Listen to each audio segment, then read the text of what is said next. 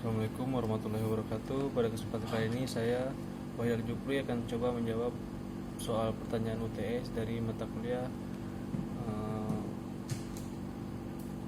pemrograman sistem informasi. Perbedaan dari nomor satu adalah perbedaan dari karakteristik sistem dan klasifikasi sistem.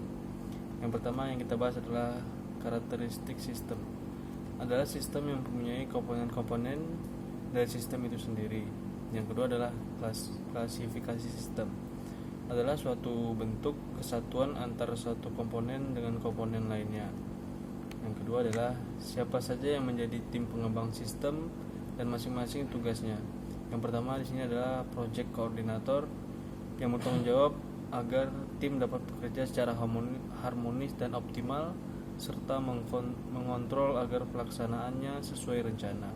Yang kedua, sistem analis dan desain personel yang memberikan solusi dan mendesain sistem baru. Yang ketiga, programmer, personil yang membuat program berdasarkan rancangan dari sistem analis. Yang keempat adalah network designer, bertanggung jawab terhadap desain jaringan seperti LAN, MAN atau WAN. Yang kelima adalah technical. Di bidang ini itu adalah bagian hardware, personel yang menetapkan konfigurasi hardware yang tepat agar dapat bekerja secara optimal. Yang keenam sini adalah database administrator, yaitu adalah personel yang bertanggung jawab terhadap suatu sistem database, mencakup pola struktur dan integritas data, memberikan hak akses kepada user, backup data, recovery data, dan mengoptimalkan database.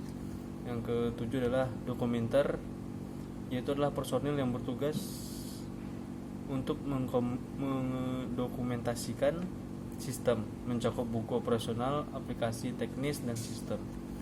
Yang ke-8 adalah software tester, yaitu adalah personil yang menjamin bahwa program atau aplikasi yang dibuat berjalan sesuai dengan spesifikasi. Yang ke-9 adalah graphic designer, adalah personel yang memiliki keahlian dalam hal mendesain untuk aplikasi berbasis GUI atau graphic interface. Kita lanjutkan ke soal nomor 3, tahapan-tahapan yang ada dalam SDLC. Yang pertama adalah tahap inisiasi. Tahap ini biasanya dengan pembuatan proyek perangkat lunak. Yang kedua adalah pengembangan konsep sistem, adalah mendefinisikan lingkup konsep termasuk dokumentasi pengembangan sistem pada analisis lingkup area sistem. Yang ketiga adalah perencanaan, itu membuat perencanaan terhadap pekerjaan dan berkas perencanaan yang lainnya, menyediakan dasar untuk mendapatkan sumber daya yang dibutuhkan. Yang keempat adalah analisis kebutuhan. Tugas analisis kebutuhan adalah menganalisa kebutuhan pengguna sistem dan mengembangkan kebutuhan user. Yang kelima adalah desain. Desain itu mentransformasikan kebutuhan secara lebih terinci. Yang keenam, pengembangan. Pengembangan ini adalah mengubah perancangan sistem ke informasi yang kompleks dan bagaimana mendapatkan dan melakukan penginstalan lingkungan sistem yang diharapkan, membuat basis data dan menyiapkan standar prosedur yang sesuai dengan aplikasi yang akan diciptakan. Yang ketujuh, integrasi dan pengujian, mempresentasikan sistem perangkat lunak yang telah memenuhi keadaan dan dispesifikasikan pada dokumen kebutuhan fungsional. Yang ke-8, implementasi, itu adalah termasuk pada persiapan implementasi pelaksanaan perangkat lunak pada area produksi, artinya itu adalah produksi dari sebuah aplikasi atau program yang akan dibuat.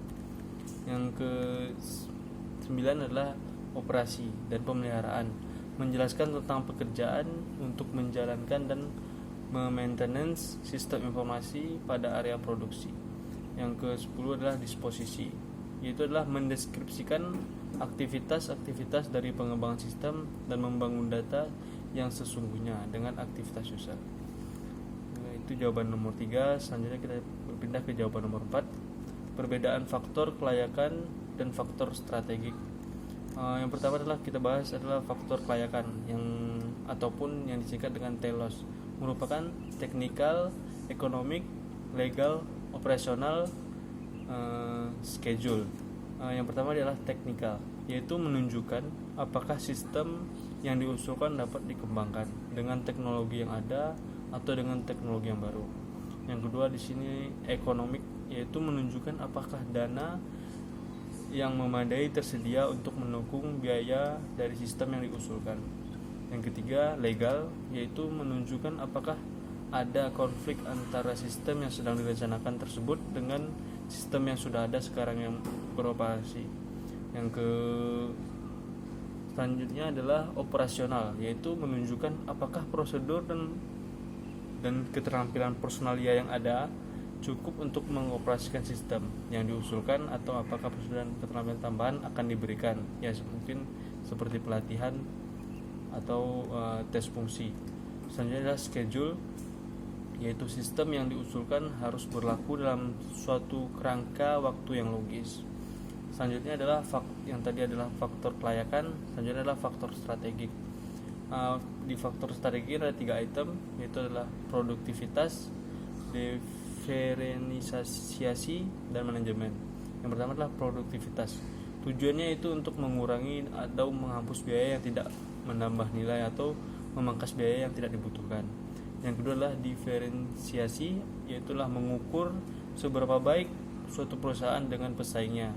Jadi mengukur perusahaan yang sedang berjalan dengan perusahaan yang lain. Yang ketiga di sini adalah manajemen. Manajemen di sini adalah menunjukkan seberapa baik sistem informasi yang menyediakan informasi untuk membantu para manajer dan perencanaan pengendalian dalam mengambil keputusan. Yang terakhir soal nomor 5, tahapan analisis sistem. Yang pertama dari situ adalah identify, atau merupakan mengidentifikasi masalah atau menemukan masalah. Yang kedua understand, merupakan memahami kerja sistem yang ada. Jadi kita memahami sistem kerja yang sudah ada. Yang keempat adalah analyze, merupakan menganalisis sistem. Yang keempat adalah report, merupakan membuat laporan. Jadi semuanya terintegrasi menjadi satu kesatuan yang disebut dengan analisis sistem.